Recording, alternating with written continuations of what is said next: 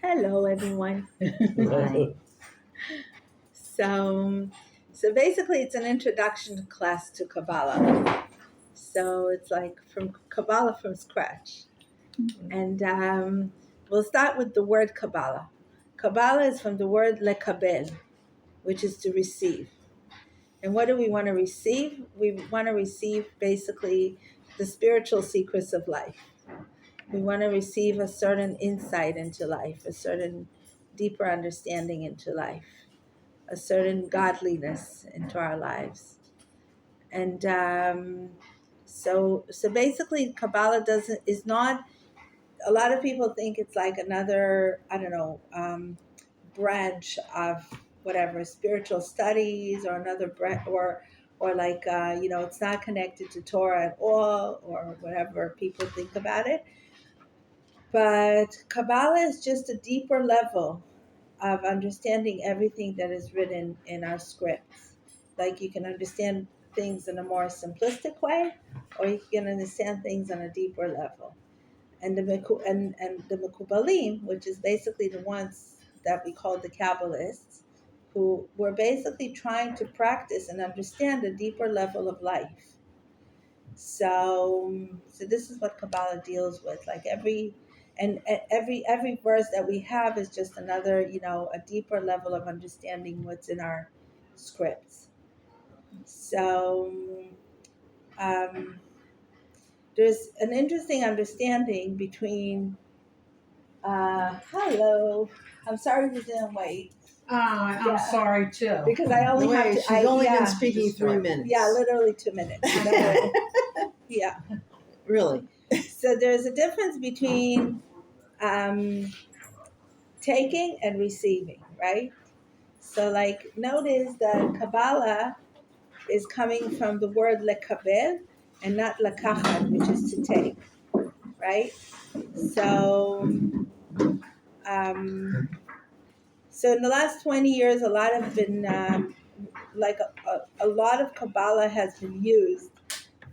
And not only, also ancient Kabbalah. If you look at the great Kabbalists of like former days, of hundreds, or whatever, the Baal Shem Tov time, who wasn't officially a Kabbalist, but really he had supernatural powers, and other people who had supernatural powers. So a lot of people want to have supernatural powers, right? And that could be in the place of lakachat instead of lekabel, right? It's like, so what are you willing to give in order to have godliness inside of you? So you could say that who was the first non-Jewish Kabbalist, so to speak? Not exactly, right? Nobody refers him to those in those terms. But what we refer to as Kabbalists is people with supernatural powers.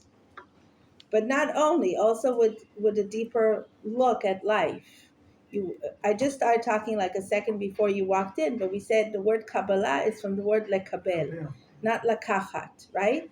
So we're coming from that place of understanding that in order to get something, you need to give something, right? And that's the whole connection between, in the Jewish theology, I should say, is that we're here to not only get supernatural powers, but we're here to give devotion. We're here to dedicate ourselves to becoming better people. And we use the scheme of the Torah to teach us how to do that.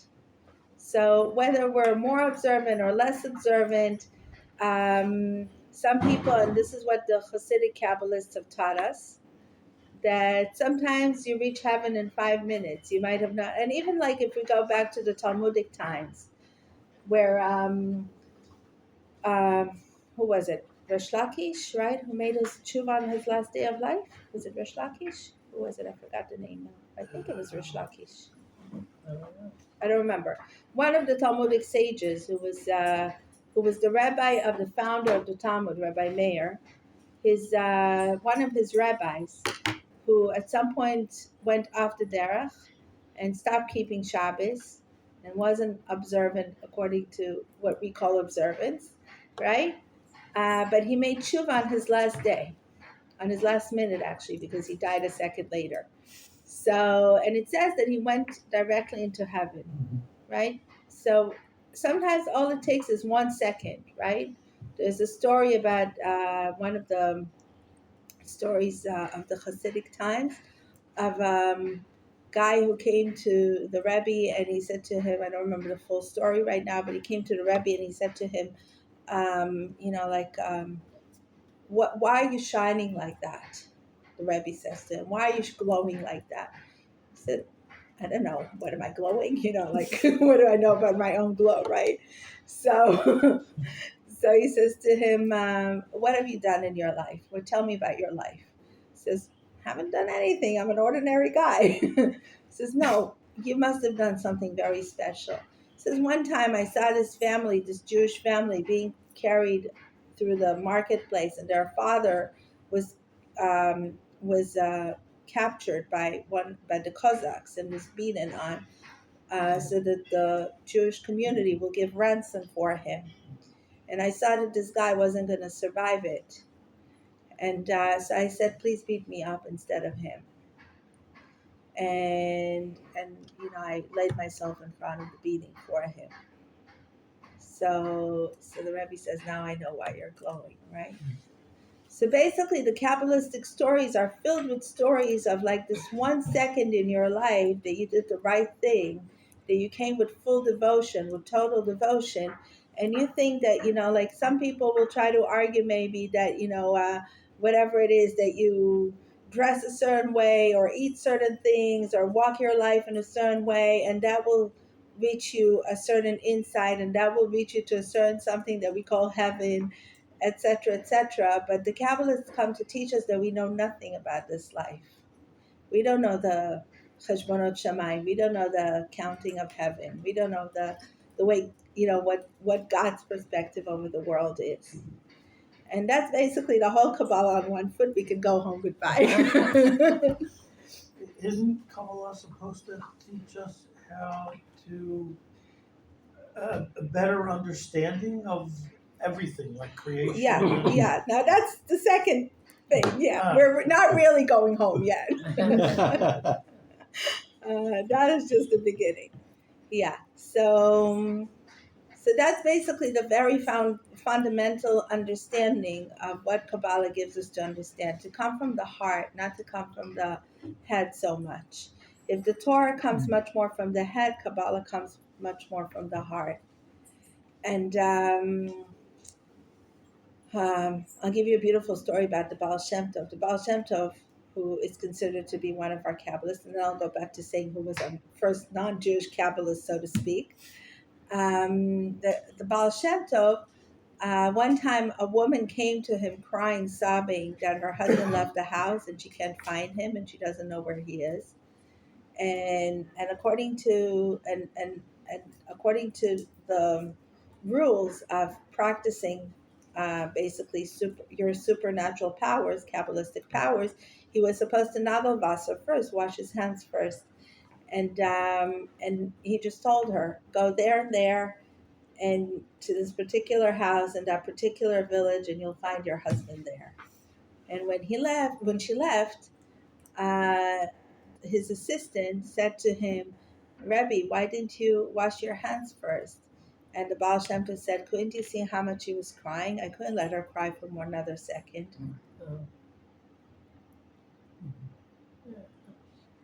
So, yeah, unbelievable.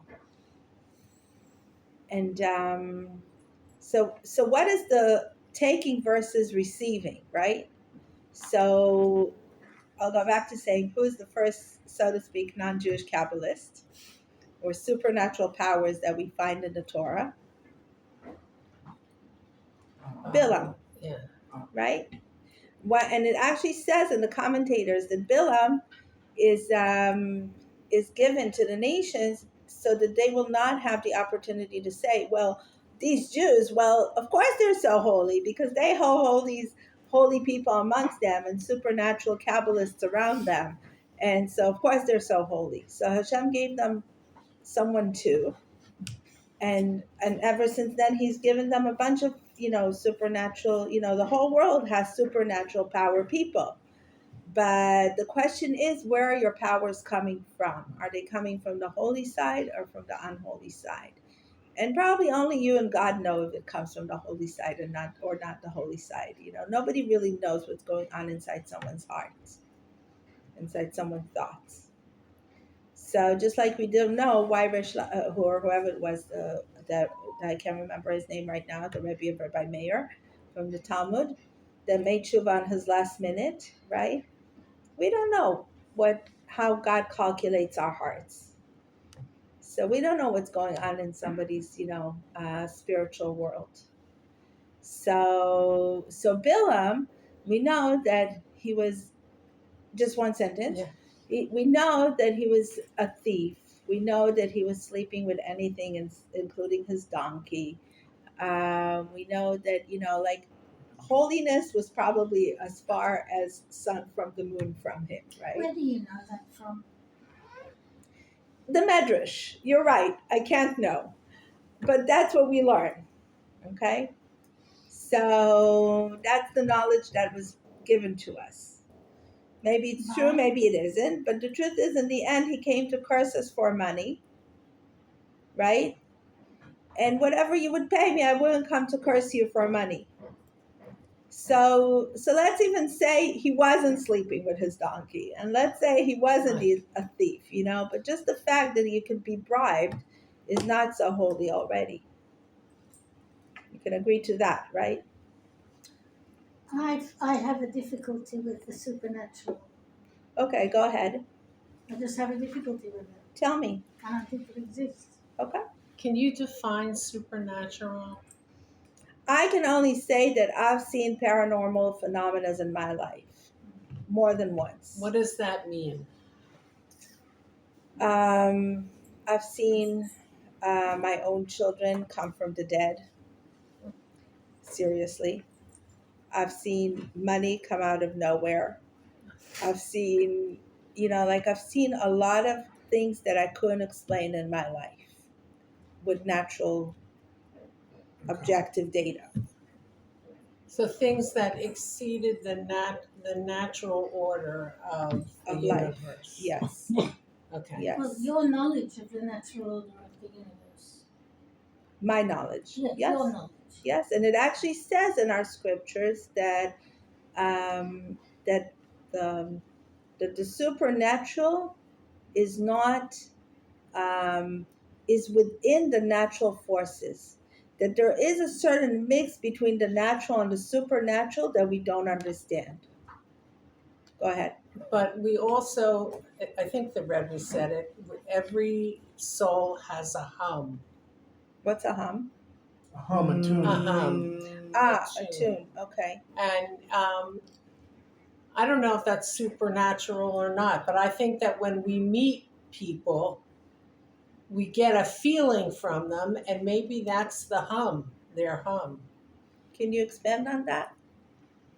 In other words, you meet people and you get a feeling from them, right?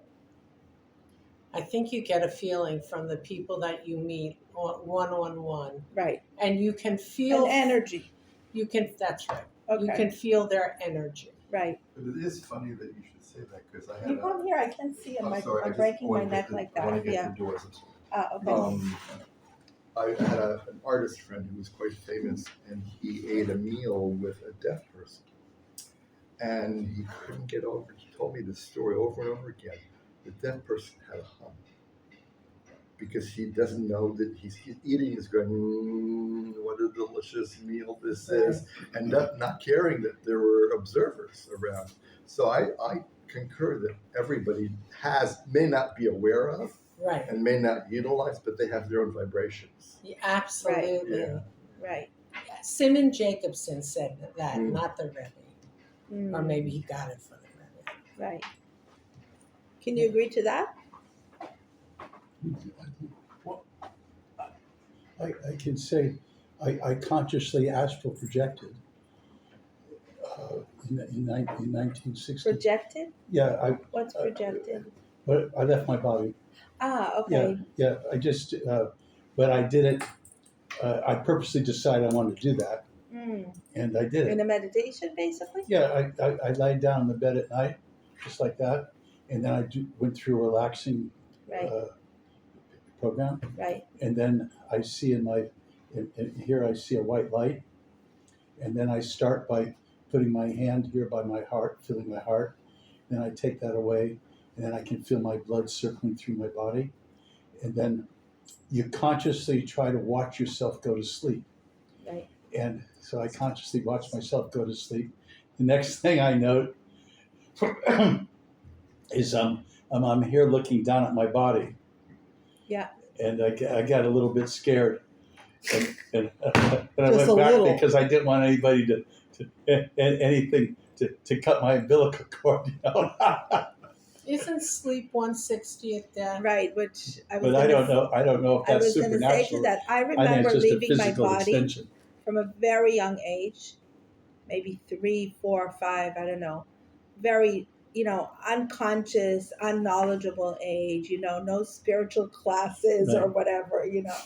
I remember leaving my body every night, and I remember coming back to it every morning. And I remember watching the layers of the universe and watching over myself, Yeah, like every night, basically. At age Yeah. 3? 3, 4, 5, like much before I learned anything. Right. Yeah. my son did Like that. you couldn't say it was subconscious psychology of learning or Right. yeah. Right. Yeah. My son Dan did that. He used to go. He said at night he'd go up and he'd sit on the roof and talk to his friends. Yeah. I don't remember that vision. He was young. But He was yeah. like 4 or Yeah. 5. Yeah. Sometimes people get that from drugs. Yeah, but you couldn't say I This is did good. drugs at 3. So I know, but Unless your this parents were out, giving out, it to no, you. my parents were the straightest thing in the world. I never taken drugs. Maybe Yeah. you had a bad bunch of mushrooms. No mushrooms, No, no drugs, no alcohol. LSD. There's My mom was super straight in her pregnancy and ever before and ever after. So, yeah. So, okay. So now, I was going to say that I don't get any of this. And I've read some books, tried to do meditation. I don't get any of it. All I do know is that the more I follow my basic knowledge of physics, the more that I understand that there's something going on that physics doesn't explain, and physicists are just starting to admit Yeah. it. They're starting to say that what we see is just, they call it a GUI, just like when you go observer. to the computer screen. the idea of the observer. Yeah, that what we're looking Right. at in the world is just a formation that our minds make to make it go Right. easier. Right, But there's more there. right. So And basically, the more you learn Kabbalah, the more you learn other parts of Jewish theology, you understand that the infantile God that we were raised on in kindergarten did such injustice to our faith. the bearded man. Exactly. Oh, the bearded First is old the man. understanding that our soul is basically the 5 levels of the soul that we're talking about, is the 5 levels of our consciousness. And then and between physics and Kabbalah and neurobiology that is being learned in our times, you get a much broader picture of what our soul, and which is basically our mind, like you say, thank you for that addition, is basically what it is. And we understand the soul now much more as the mind. And so there's actually a concept in the Talmud that is called Dam HaTamtzit, which is a discussion of where the body and the soul meet, which is very much the discussion of today's world, combining the body and the soul. Can you spell that? Dam Blood. HaTamtzit, which is basically the drop of blood where the body and the soul meet. Right, what's the second word? Tamtzit is like a Is it- concentrate. Tag? Tamtzit. Taf mem. Yeah. Tzadik yud taf. Or Tamzit. Yeah. Okay. So Dam HaTamtzit is basically the drop of blood that the Talmud discusses as the place of where the body and the soul meet, or the body maybe in our modern terminology, the body and the mind. And today we know that basically everything, if yesterday's psychology was very much about, I am what I feel. Today, today's psychology is much more, I am what I will decide to feel with my mind. Because with what I decide to think, my feelings change. But today we also know how to explain it with biological power, understanding that with our thoughts, we change our hormonal balance, not necessarily with psychiatric meds. And when we change our hormonal balance, we feel different. When we learn how to get rid of our cortisol, and we learn how to balance our dopamine and serotonin, and also our sleep, our melatonin, and our all our hormonal balance changes, and we feel better. And when we learn to control that, we are actually much happier human beings. And we can work at it. It's not so kabbalistic, but it's off topic, but we can work at it with our both our nutrition and the way we train ourselves to think. And basically the whole Torah, but Kabbalah more is concentrated on training my thought, on learning to think what I want to think and not what I instinctively think. I instinctively feel bad because of the events of life, but I can choose to feel different by telling myself different things, by brainwashing myself, in other words, changing my cognition with what I decide to plant in my thought, and that's how I will feel different. So So that's shifting your focus. basically shifting your focus. And Kabbalah talks very much about that too. So now we'll start how it does it. Okay? So basically, if you can also look it up on your phone if you like, and find out the tree of the Sfirot, just so that you have it in front of your eyes if you like. I'll give you a second.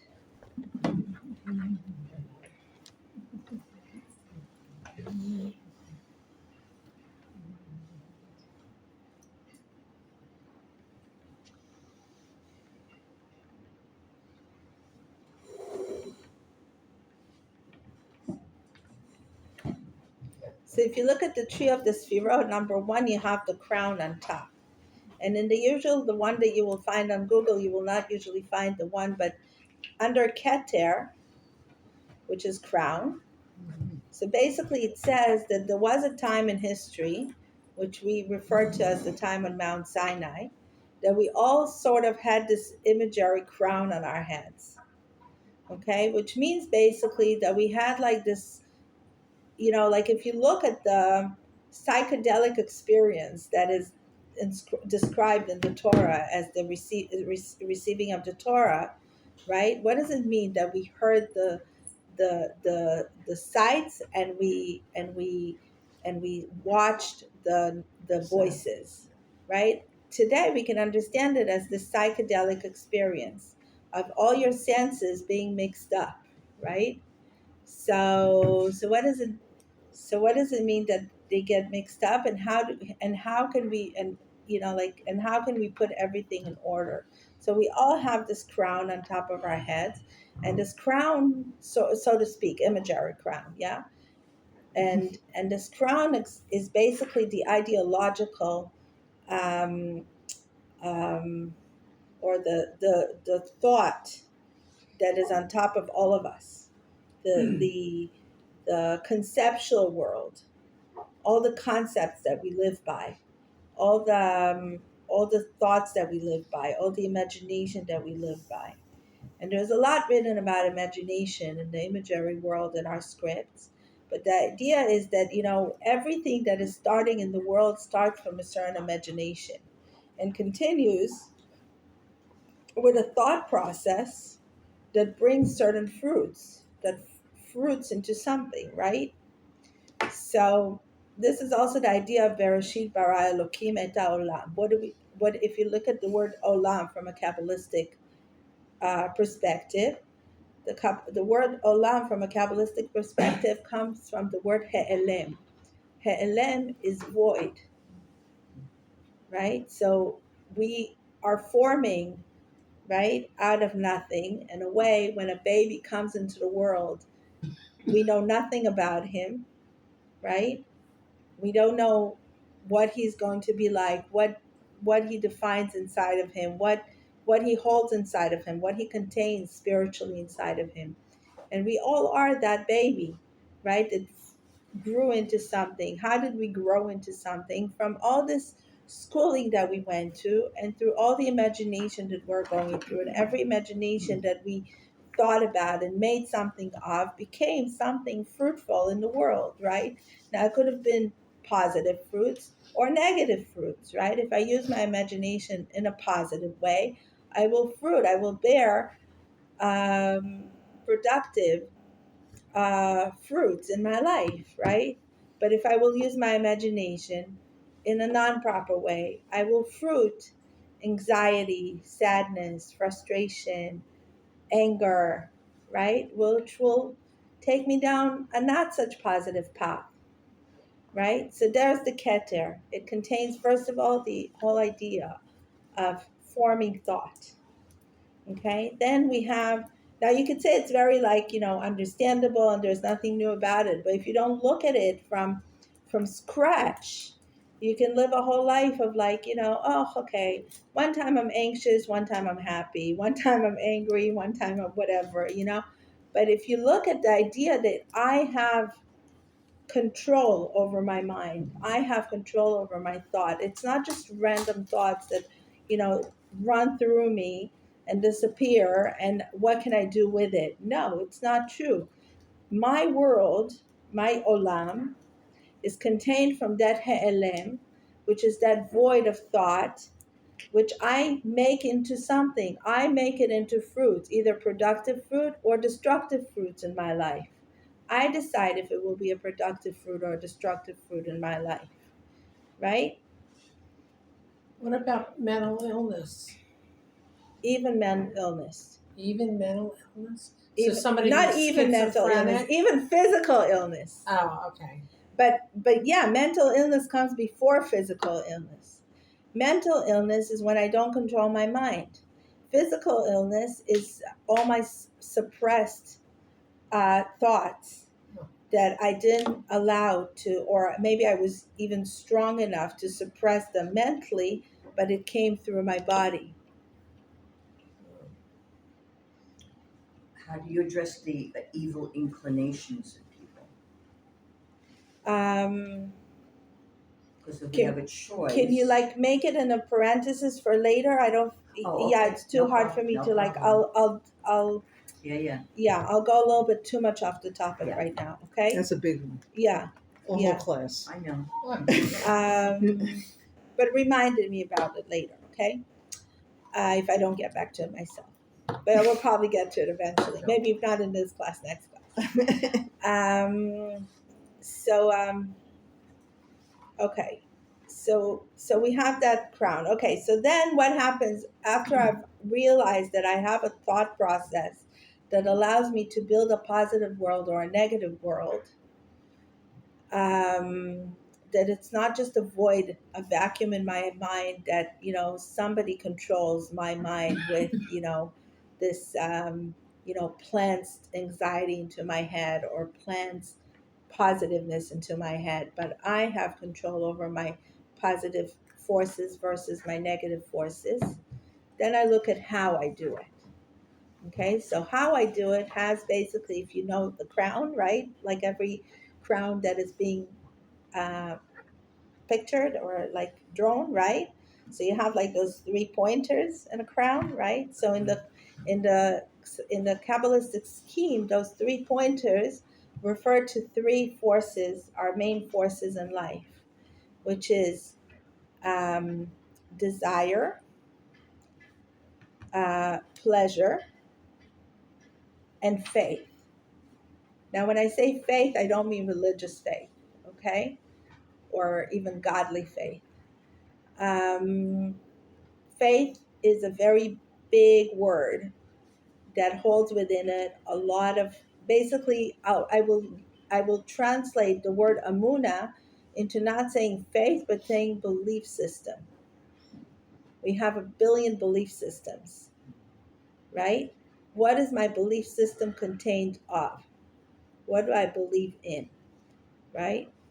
So do I believe in forming a positive world, right? Or do I choose to believe that this world is ran by someone, right? Whether it's God, the army, the government, whatever, this president, that president, or do I believe that we have much more power? First of all, I have much more power, and we as a society have much more power. But Kabbalah much more um, concentrates on me, on every individual, as a whole kingdom.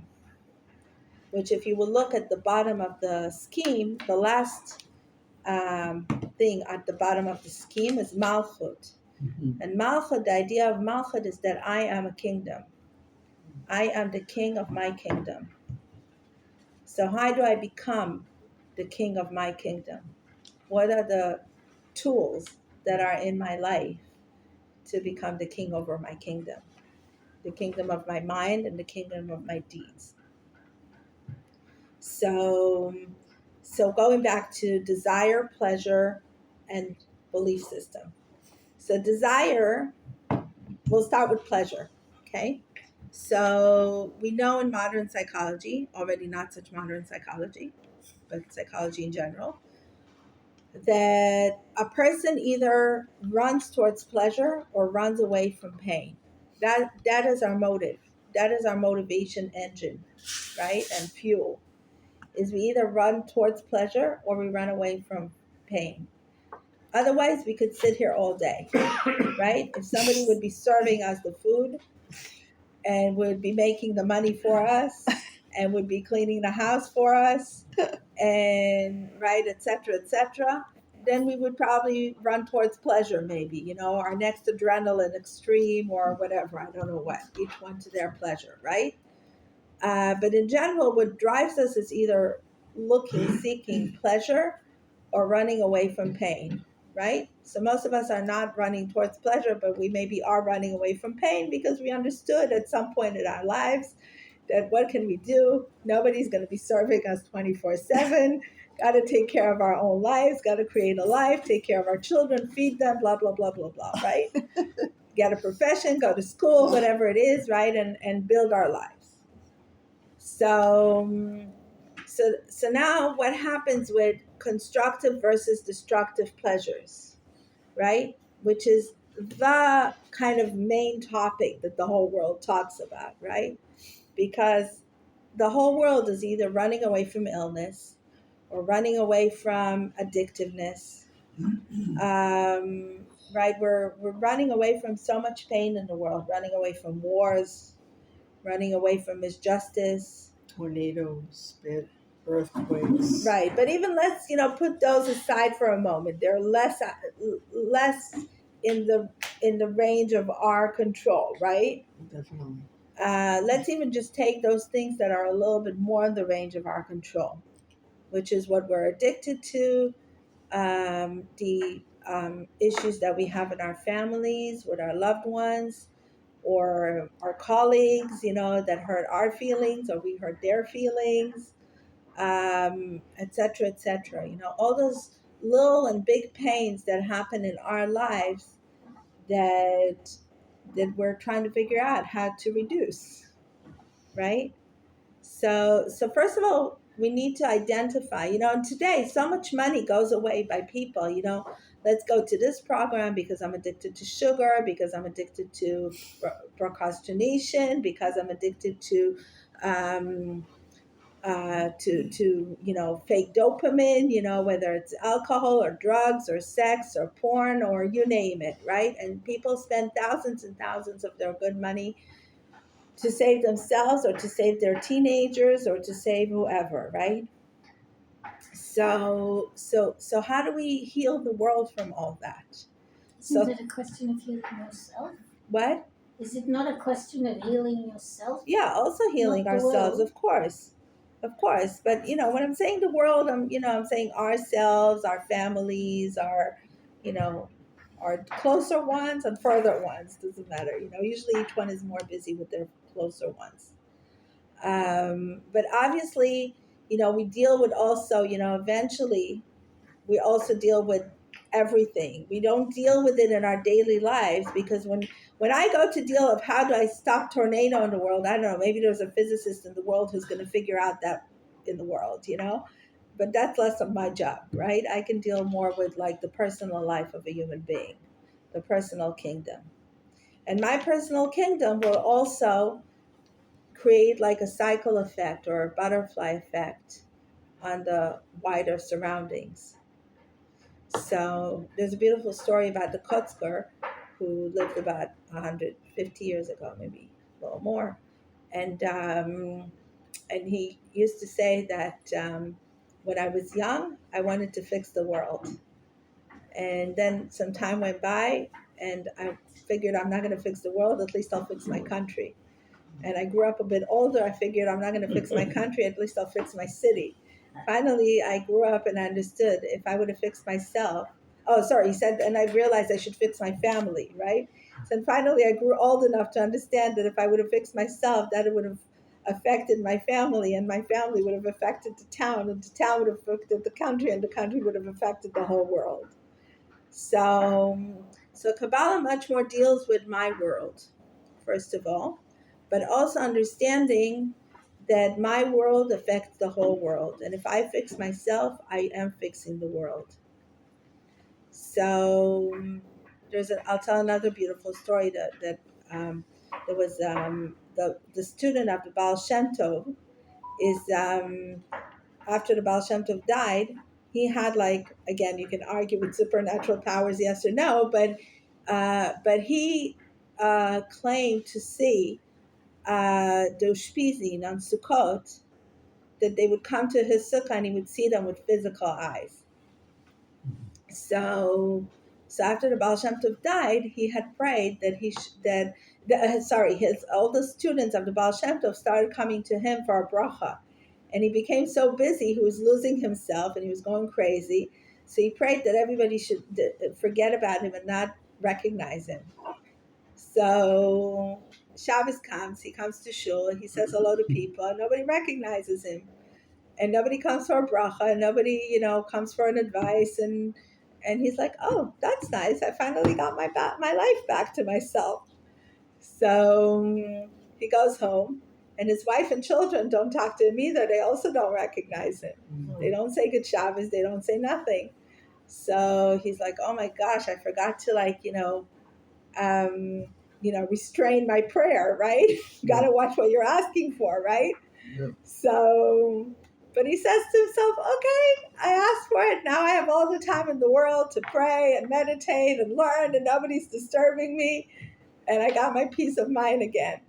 So, so then Sukkot night comes, and he does the bracha of the Ushpizin, and the Ushpizin doesn't come into the sukkah. So he goes out of the sukkah and he sees Avram Avinu standing outside his sukkah. And he says, Avram Avinu, why aren't you coming into my sukkah? So Avram Avinu says to him, I'm all about chesed. And you forgot what you're in this world. You're not here to pray and meditate and learn. You're here to do chesed. And you're here to open your heart to the people around, to the community, and to serve them. Wow. That's a nice story. Yeah. So if you're not open to the community, I'm not here to visit your sukkah. Wow. Yeah. So that very much in relation to to really understanding what the balance is between looking at the world and looking at yourself, right? There needs to be some sort of a balance between self-refinement and looking outside of yourself. And I think those two stories kind of reflect that. So unfortunately, it's going to be, I don't know, I think we usually have till 2:15. Let me But make a blanket yeah. statement since this is our first class. Number Mhm. one, you got the room. It's a democracy. If people want to stay with you, and Yeah, they can are on leave a whenever they roll, want. no, if you're on a roll, you should stay. I had to leave at 3:15, but things are still going to lock up. No, so that's the thing. I didn't realize Also that it was leave my it mom's too. yortzeit today, so I have to leave early today. So But you can stretch it yeah, when people so say that's great, let's keep going, yeah, and whatever. You have that yeah, ability to do yeah. that. So, So and you so like we're, the room? It's a good yeah, room. so I have another like 15 minutes, and then Okay, this works for yeah, you though. and next week we can go longer. Yeah, Okay, and there is coffee. There's hot coffee if anybody yeah. wants that afterwards. Thanks. Okay, The host with so the most. so again, so pleasure, desire, and belief system.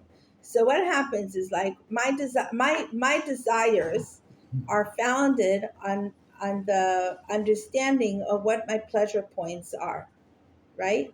I know this causes me pain and this causes me pleasure, right? Like any, you know, if you ever looked at those mice, tests that they're doing in labs, right? It's like sometimes I say it's easier to teach a mouse, not to touch something because they get electrocuted, right? Than to teach a human being. How many times do you have to go through the same pain and not realize it causes you pain and not pleasure, right? Uh, so, talking of sugar addiction, which is maybe the most common one, or food addiction, right? Which is like, okay, most of us are not addicts of alcohol or whatever, or crazy drugs or whatever it is, right? But the main maybe addiction is not eating properly, not sleeping properly, being addicted to our victimhood, right? To our point of view of life as a victim, Yeah. right? Et cetera, et cetera, right? Those are the more common ones. So, or even being addicted, like to pain, to really like preferring pain over preferring well-being in a subconscious way. I've seen that many times with my clients. That many times people prefer the pain because they get some kind of of Payback. a payback. Yeah, Yeah. yeah. My most recent one that I've seen, or attention. attention, right? You'd be surprised. Like my very recent client, I tell about it. It came up in a hypnotical state of mind. It came out that she was not ready to give up her illness because of her Social Security benefits. Yeah, and it came out in a totally hypnotical state, which is amazing. Like it came from a totally subconscious place. So shalom. Hello. There's a seat up there if you'd like it. Or here. Okay. Where the next? You can sit here if you want. Sit here, yeah. All right, here's good. Hi. What's your name? Gabriel. Hi, Gabriel. I'm Miriam. Nice to meet you. So turn a bit like this. So what is your pleasure points? What is your true pleasure points? Right? Our true pleasure points. Right? First of all, identify your true pleasure points. My pleasure is that I get this chocolate cake now, but in 5 minutes I'll regret it. So is it my pleasure or is it my pain? That's my pain. Right? Yes. My Right? stomach says I'm in pain. Exactly. So we misinterpret the pleasure points in our lives, right? We need to really identify what is my long-term pleasure in life. What is the pleasure that I will receive now, the dopamine that I will receive now, that I will not regret in 5 minutes, but will cause me sort of everlasting pleasure, right? So it has to do with my relationship with myself. It has to do with my relationship with my belief systems, my with God, so to speak. The God, not the white bearded guy in heaven, as we said before. That's not the God that we believe in, but the belief systems that we've established within ourselves, right? And and from that we build our desire. And when we build our desire, right? If I know that my goal is not to eat that chocolate cake, right?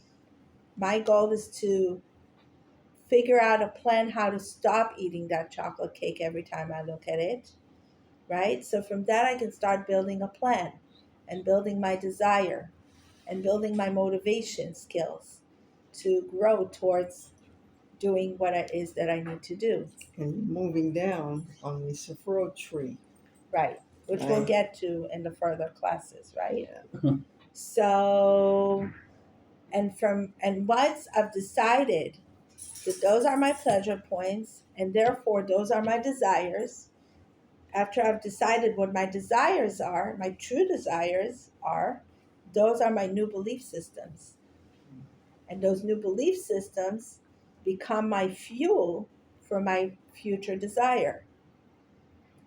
So this is basically the first format that I have to base every decision in my life on understanding that I have those 3-pillar crown, which has my pleasure points, my true pleasure points that will cause me everlasting powers and pleasures. Like, for example. Like anything. I know that every time I get angry, my blood pressure goes up. Right? That's a negative. That's a negative, Right. right? Now, I think, and I've heard many people, like it was really interesting. One time, I Googled the word revenge, right? Because I thought, must be so much wisdom on revenge, right? So many people want a revenge. And so much revenge is happening in the world, right? So I was going to make a video about revenge, but then I thought, who needs my video? Probably there's a million videos on revenge, right? So, so I looked up revenge, and it turned out I couldn't find one. Maybe now it's changed. It's been already a couple of years. But back then, I couldn't find one video of wisdom on how to conquer your revenge. How do you say tina in Hebrew, in English? Tina. Yeah, like there's revenge and there's holding in your heart. How do you? Resentment. Resentment. Thank you. Resentment, right? There's resentment and there's revenge, right? Resentment and revenge are not that far from each other, right? Anyway, it turned out that when you Google the word revenge, you come up with all these disgusting ways of how people revenged other people, right? And you would think that being that we've been developing morally and consciously, et cetera, so much over the last, whatever, at least 20 years, but hopefully a couple thousand years, right? That there be some words of wisdom on how to conquer your revenge, right? And your resentment, right? But is there a righteous revenge? No, there is no righteous revenge. We say God is the revenger. I'm not here to carry it out. If he wants to carry it out, be my guest. I'll be very happy if you'll get rid of my enemies, right? But I'm not here to carry it out. I'm not talking now about our soldiers and whatever who need to do their, our work for everybody. Yeah, but me personally, and let's focus again on my own personal life, right? And listen, some of you know, I come from a very abused childhood, okay? I don't come from a golden spoon fed child. Silver spoon, golden spoon, whatever you want. None of those, okay? So, and it took me years to figure out how to get rid of that resentment and to how to heal my heart and how to heal our relationship. Not that it was really ever healed. It was healed after my mom left the world for me, But we don't talk about those things enough. Now we more talk about them, right? So saying how, for example, when I have anger, right, I could say, okay, hey, yay, I have anger. I'm going to revenge on this person. And then I'm really going to feel good after I revenge on them, right? But the truth is that none of the resentment or the planning of revenge or whatever ever made anyone probably feel good. So I don't know if the mafia agrees with you. Okay, maybe yes, maybe not. But it's not the people we want to identify with. It's not the people that we want to be friends with, right? Makes great movies. It's not the people that we want to be inspired by. Right, oh, definitely. So so what is my belief system? What is the belief system that I carry out from that analysis? Right? Is that I want to believe in clearing out my resentment, right, and living in a peaceful manner. I can only testify for myself that after I gave up my anger, I lived a much better life because she's not in the world anymore. Versus some of my friends who I know, who I love very much, but are still eating themselves up with either mental disorders or physical illnesses, with being really, really unwell from holding on to the grudge and the anger for what they've been through, whether it's by someone who, a predator in their childhood, a parent, a bad parent, whoever it was, a rapist in their older age, whatever it was. And you carry it on forever. Why? Because you haven't figured how your pleasure point will be fulfilled in a better way. And you haven't built a desire plan, right? And you haven't rescheduled your belief system accordingly so that you can achieve better inner peace. Right. Yeah, because there are definitely benefits to feeling like you're a victim. Right. In Benefits? life. Yeah. Yeah, because anything that happens to you, it's because you were acted upon. Right. It's not Nothing because you you did. made a bad choice. Right. Right. If you go to any 12-step meeting, there's usually a little paragraph they read at the beginning, and it always says resentment was our number one offender. Right. Right. Huh. Right. Mm. And I carried it on for many years, and I'm so grateful that I came upon these teachings and others that have helped me, um, you know, live a different life. And hey, doggy, and and achieve, better quality of life eventually, even if the pain is still there.